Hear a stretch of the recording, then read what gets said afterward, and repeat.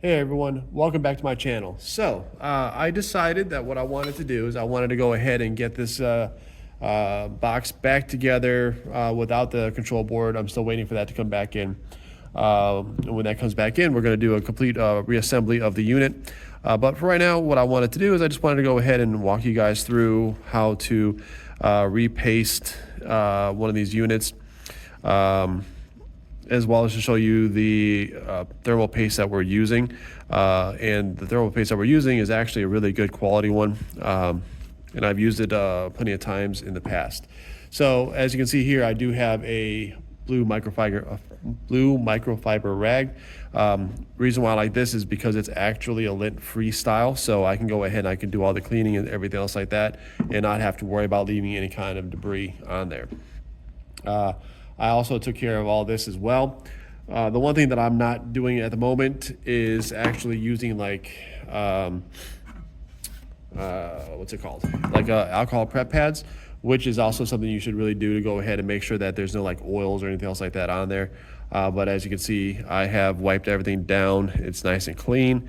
But each one of these is the ASIC chip, and these are these are the units that actually do all the work for us when it comes to mining.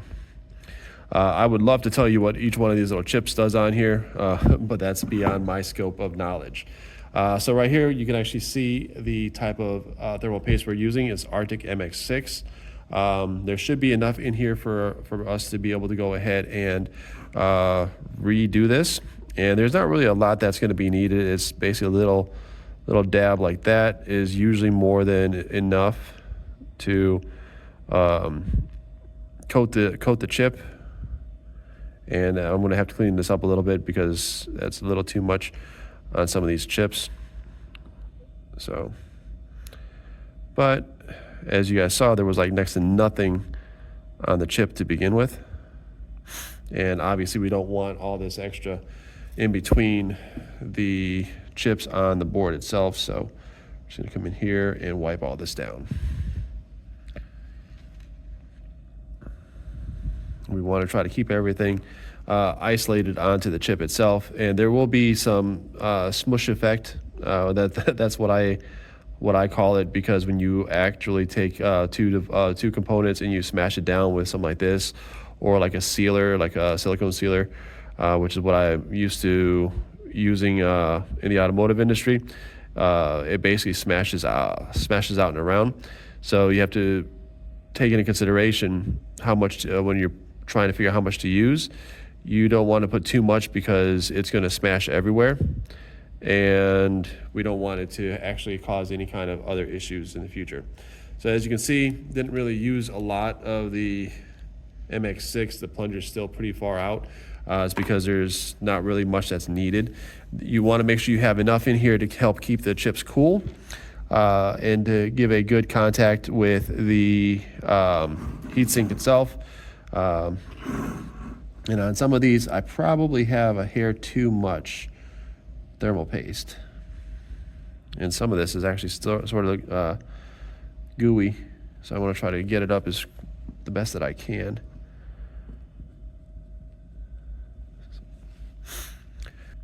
I did try going through and repadding and pasting one of my ice rivers, and I sent it out to TVM.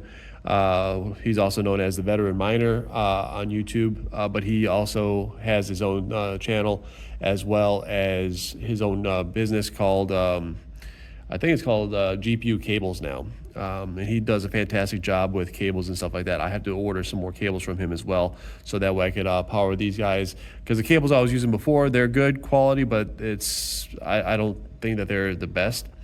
But he basically told me that, you know, I put too much thermal paste on that job that I was trying to do with the ice river. So I'm trying not to use too much this time. So let's see what happens. This has 3 across one side, 2 across the other, and that's what I was looking at just a second ago, because I wanted to make sure that I was going to install it properly with the proper orientation on here. All right, guys, so we're down to the last couple screws right now, and That's going to be done here and one right here. So the way that I did this is I started out here in the middle. I put the two in the middle, and then I worked my way around in like an X pattern. And now I'm finishing up with the last couple ones in the middle here. And yeah, at this point, this guy, when we finally fire it back up, should run nice and cool. As you can see, everything's nice and stationary. All the screws are put back in place, as you guys can see right there. So we should be good to go. Now we just gotta verify the proper orientation when we slide it in. And because we've got this screw right here on the back side, that lines up with this opening right here. So I think it goes something like this. And it does have a slot on the top and on the bottom to go ahead and slide it in, and I missed it on the bottom. Go figure. Let me go ahead and get it lined up. And it's very important that you guys put this back together and slide it into the grooves, because the grooves actually is what holds it stationary. So now that we're back in, you can see that my little screw hole right here does line up. And I'm gonna go and take one of these little screws here. I'm gonna put it on.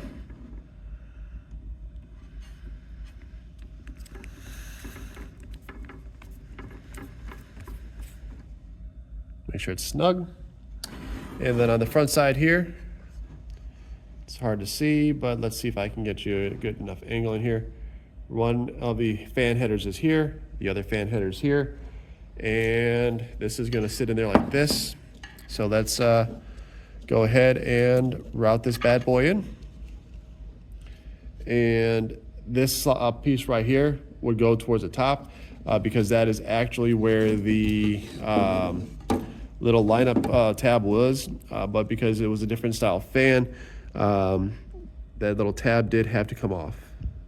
And basically you just want to make sure that it slides down like that. And then the bottom one, same thing. We're going to go ahead and make sure that it's in the proper orientation. Where the little piece was at was towards the top here. So once again, we're going to have the notch pointing upward. And then we're going to go ahead and slide it in. Just like that. And now that we got those two installed, we're going to go ahead and line the cables up. Make sure they go on the inside, just like so. Also, it's very important to make sure that you don't smash any of the wires, because if you do, you're going to have yourself a short. And that'll be a bad thing. You'll have a bad time at that point. So now we got all that back together. Like I said, the control board is out for repairs right now. So I just want to go ahead and just reassemble it. So that way I don't lose anything or misplace anything. And it's as simple as the 6 screws on the perimeter now going back in. And like I said, big thing is to make sure that the cables are out of the way. So give me 1 second, I'll be right back. All right, so something I like to use to just push the cables back in is something as small as like a little pocket screwdriver, or as like what you see right here, which is actually a little 90-degree pick. And it's just enough to be able to, or it's just thick enough to be able to get in there and slide it in place. And then from there, you're okay. So, excuse me. And actually, I think right down here, maybe. No, I think we're okay. Yeah, I think we're okay. I always like to just be extra cautious when installing components right around wires. And with that being said, thank you guys for joining me for this second part. And keep an eye out when the control board does come back. I will get the last part of this uploaded. That way you guys get a chance to see everything together. So I just want to say thank you guys for joining me in this video. I hope you guys had a fun time watching me finish or starting the reassembly process of my AL Box II. And like I said, once the control board finally comes back from Mr. Crypto 440, I'll be able to go ahead and get her fired back up. and then we'll go from there and see. We'll monitor the temperatures and everything else like that of the chips, just to make sure everything is running nice and smoothly and nice and cool. So, all right. Well, I want to say thank you guys. Please like, comment, share, subscribe, turn the bell notification on, so that way you don't to the all settings. That way you don't miss out on any of my new content that's coming out. I do have quite a few different ideas for new videos. So I'm excited to be able to share my journey with you guys. I'll see you guys in the next one.